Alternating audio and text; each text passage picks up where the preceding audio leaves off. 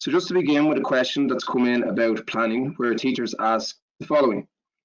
When planning for a unit of learning for September, should I incorporate learning outcomes from all of the 3 strands? So to answer that question, you could incorporate learning outcomes from all of the 3 strands, but it isn't necessary to do so.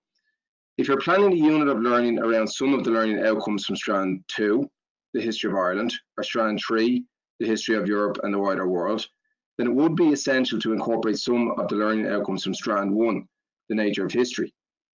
This webinar has already emphasised the importance of Strand 1, and later on in the webinar, we'll explore sample approaches to planning for junior cycle history, and these sample approaches will illustrate how learning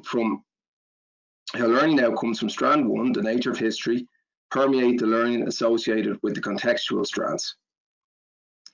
And the next question is about planning and timetabling, where a teacher asks the following question. My school timetables several subjects, including history, as taster subjects from September to Halloween, and then students choose which ones they'd like to keep on. I'm wondering how I could use the new history specification to plan for this. So the junior cycle history specification provides exciting opportunities for teachers to really capture the imaginations of their students and spark an enthusiasm and love for history. Look closely at the specification and select learning outcomes that you think your incoming first years might find particularly interesting, and plan for a unit of learning accordingly. Later on in this webinar, you'll see a sample approach that links the unit of learning in with local history. This is just one of many approaches that you might consider when planning for September. Here's a question we received about assessment. Can you provide some detail about the classroom-based assessments for junior cycle history? So there are 2 classroom-based assessments. Classroom-based assessment 1, the pass in my place, will be completed towards the end of 2nd year, and it will be a structured evidence-based inquiry into a historical aspect or theme relating to the locality, place, or personal family history of the student. And classroom-based assessment 2, a life and time, will be completed in the 2nd term of 3rd year, and it will be a structured evidence-based inquiry into the historical life and experience of a person of interest. Both classroom-based assessments will be reported on by the students, and these reports may be presented in a wide range of formats.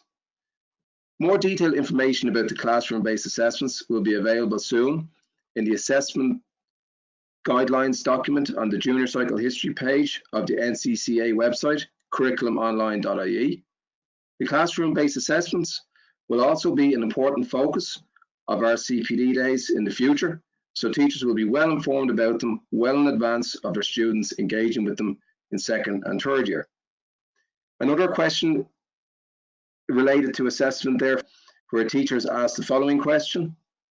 Will the classroom-based assessments influence the way we teach our first years next year?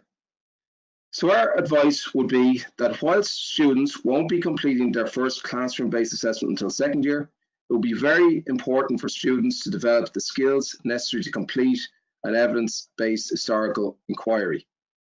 Bearing this in mind, teachers may consider including assessment approaches in 1st year that will provide students with opportunities to develop the range of skills that they will need when completing their classroom-based assessments in 2nd and 3rd year.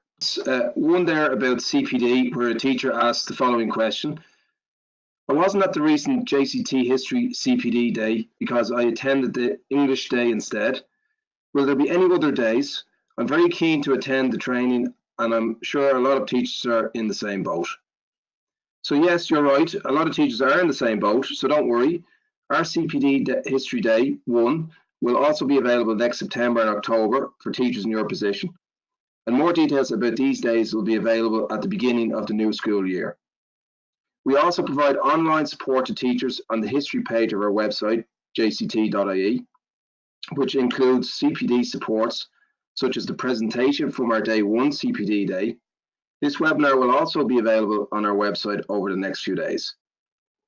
The next question is about the accessibility of the specification. One of tonight's participants asks the following question.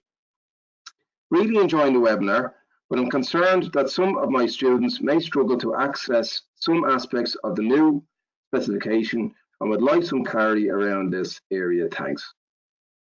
So inclusive education is one of the 8 principles of the junior cycle framework, and equality of opportunity, participation and outcome for all is a key message underpinning the new curriculum.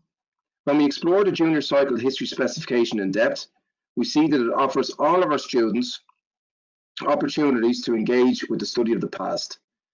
The specification is also very clear about allowing for inclusive assessment practices, whether as part of ongoing assessment or classroom-based assessments. Examples of student work linked to learning outcomes will offer commentary and insights that support differentiation and inclusive classroom practices. These examples will be available on the NCCA's website, curriculumonline.ie, in the future. And just finally, a handful of questions I can address quickly about the final assessment in 3rd year. So I can confirm that the exam will be 2 hours long and it will be a common level paper. Junior cycle history is a common level specification designed for all of our students, so it follows that it will be assessed at a common level for all of our students. So that's all I have time for, folks, and thanks to everyone who submitted a question this evening.